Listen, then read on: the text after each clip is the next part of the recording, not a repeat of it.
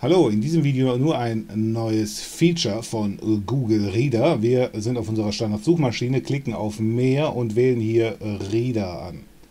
So, eventuell steht hier bei Ihnen noch nicht viel drin, da Sie den Google Feed Reader eventuell gar nicht benutzen. Brauchen wir aber auch nicht.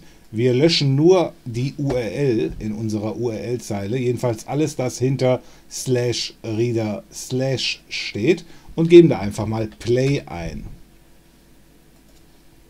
Und schon kann man sich treiben lassen in einer vorgefertigten Auswahl an Webfetzen und RSS-Feeds.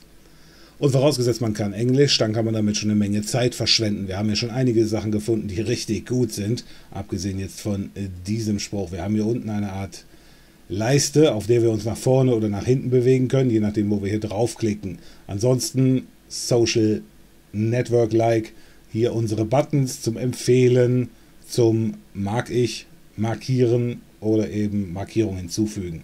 Ansonsten hier auch noch einige Navigationselemente. Kämpfen wir uns mal weiter durch. Da kommt jetzt nichts, wahrscheinlich ist das ein Video. Haircut umbrella. Embarrass your kids without making a mess.